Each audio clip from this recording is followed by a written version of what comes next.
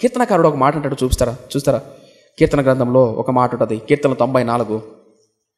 ఆ కృప ఎలా బలపరిచిందో మాట్లాడుతూ కీర్తనకారుడు దావీదు అద్భుతమైన మాట అంటాడు. చూడండి, 94వ కీర్తనలో 94వ కీర్తన 18వ వచనం. నా కాలు జారినని నేను అనుకొనగా, ఏంటది?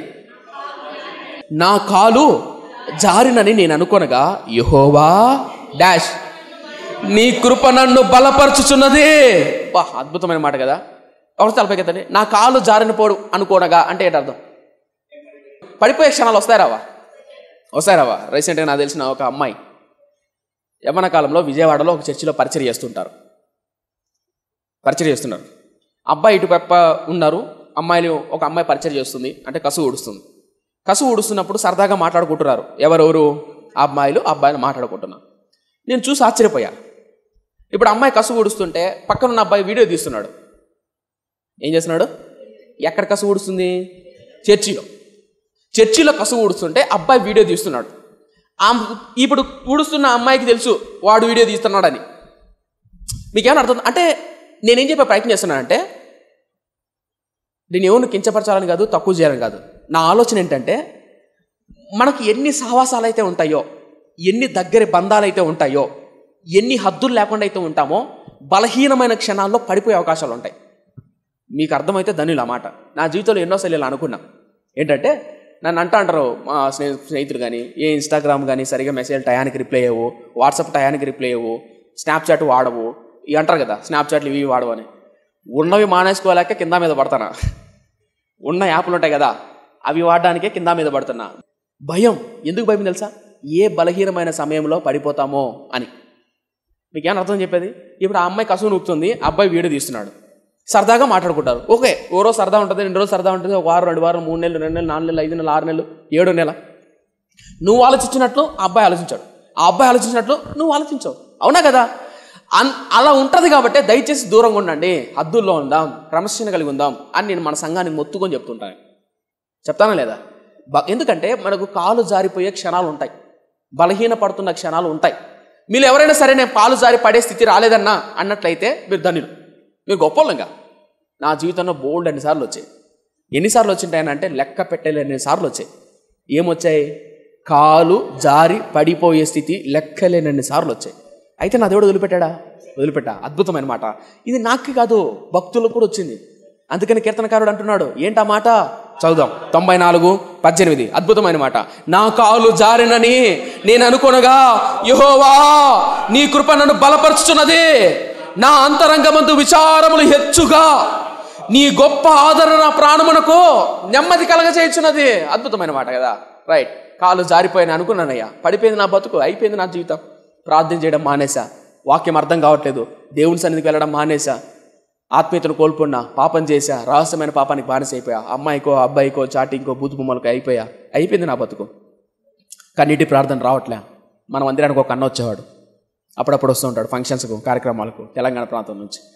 మన లాస్ట్ టైం వార్షికోత్సవానికి వచ్చినప్పుడు నాతో ఇలా అన్నాడు, బ్రదర్ మీరు వాక్య పరిచయం చేస్తున్నప్పుడు, ప్రార్థన చేస్తున్నప్పుడు ఇక్కడ ఉన్నంతసేపు కన్నీరు వస్తుంది, ప్రార్థన చేయగలుగుతా. ఇంటికి వెళ్ళిన తర్వాత కన్నీటి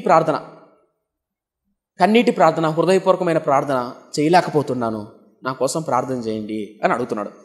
ఎవరు? వేరే బ్రదర్.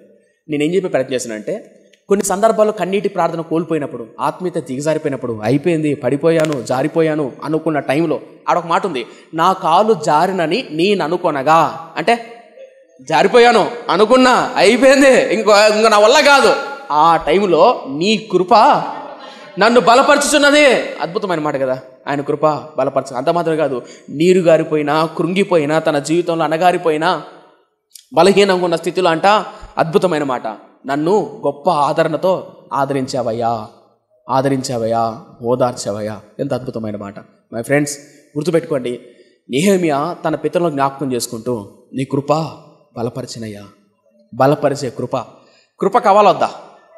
ఇప్పుడు చెప్పండి, కృప కావాలొద్దా? మళ్ళీ చెప్తున్నా, నిరాశ నిస్పృహలో ఉన్నప్పుడు, ఒంటరితనంలో ఉన్నప్పుడు మిమ్మల్ని బలపరచగలిగే కృప కావాలొద్దా?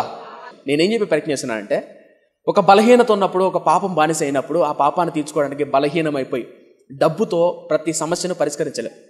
మానసికంగా కుంగిపోయినాడు అనుకో, దిగజారిపోయారనుకో, ఆత్మీయంగా మానసికంగా ఓదార్చేవారు బలపరిచేవారు లేరనుకో, ఆ టైంలో నాతో ఎవరన్నా ఉంటే బాగుంటుంది, బలపరిచే వాళ్ళు ఉంటే బాగుంటుంది అనిపిస్తుంది. అనిపిస్తుంది. భక్తుడికి అదే అనిపిస్తుంది. అయ్యా, నా ప్రాణము నీరు గారిపోయినప్పుడు నన్ను గొప్పగా ఆదరించింది నీవేనయ్యా, నీ కృపేనయ్యా. నన్ను బలపరుచున్నది నీ కృపేనయ్యా. మీరు కోరుకోరు. చదివించడం లేట్ అయిపోతుంది, కానీ చెప్తున్నాను. పౌలు వదిలేండి, కొరింథీయులకు రాసిన పత్రికలో ఈ మాట అంటాడు, అద్భుతమైన మాట. అత్యధికమైనటువంటి వరాలు కలిగి ఉన్నాయి పౌలుకు. అనారోగ్యంతో బాధపడుతున్నాడు. తన శరీరంలో ఒక ముళ్ళు ఉందా? ఆ ముళ్ళు నిమిత్తమే ప్రార్థన చేస్తాడు. ముళ్ళు అంటే శరీరంలో కొంతమంది చిత్రంగా వస్తున్నారు, చూడండి కావాలండి. 2 కొరింథీయులకు రాసిన పత్రిక 7వ వచనం చదువుతున్నాను. 7వ వచనం. నాకు కలిగిన ప్రత్యక్షతలు బహు విశేషముగా ఉన్నందున నేను అత్యధికముగా హెచ్చిపోకుండా నిమిత్తము నాకు శరీరంలో ఒక ముళ్ళు, నేను అత్యధికంగా హెచ్చించిపోకుండా నిమిత్తము నన్ను నలగొట్టుకు సాతాను యొక్క దూతను ఉంచబడెను. అది నా యొద్ద నుండి తొలగిపోవలెనని దాని విషయమే ముమ్మారు ప్రభువును వేడుకొంటిని. అందుకు నా కృప నీకు చాలును బలహీనతల యందు. ఏటట? నా కృప నీకు చాలును బలహీనత యందు నా శక్తి పరిపూర్ణమగుచున్నది ఆయన నాతో చెప్పెను. కాగా క్రీస్తు శక్తి నా మీద నిలిచి ఉండు నిమిత్తము. రైట్, తలపైకి తరదవుతా. ఎంత అద్భుతమైన మాట. పౌలుకు బలహీనత ఉందా లేదా? ఉందా? మీలో ఎవరికైనా బలహీనత ఉందాయా? లేవా? లేరంట మీరు గొప్పలు స్వామి. లేరా? ఎందుకు లేదన్నా? చాలా బలహీనతలు ఉన్నాయన్నా. సిగరెటు, మందు, అమ్మాయి, బూత్ బొమ్మలు, సినిమాలు, పాపిస్టి, ఎన్నో బలహీనతలు అన్నా. ఆ బలహీనతలు అన్నిట్లో నుంచి బయటపడడానికి నీకేం కావాలి తెలుసా? కృప కావాలి. పౌలు, నీ బలహీనతల్లో ఆ కృప, నీ అనారోగ్యంలో, నీ ఒంటరితనంలో, నీ నిరాశలో బలపరచగలిగేదేంటి? కృప. నెహెమ్యా భక్తుడు తమ పితరుల పట్ల దేవుడు బలపరిచిన కృపను జ్ఞాపకం చేసుకుంటాడు. సో మై ఫ్రెండ్స్, ఇప్పుడు నా ప్రశ్న, బలపరిచే కృప కావాలా వద్దా?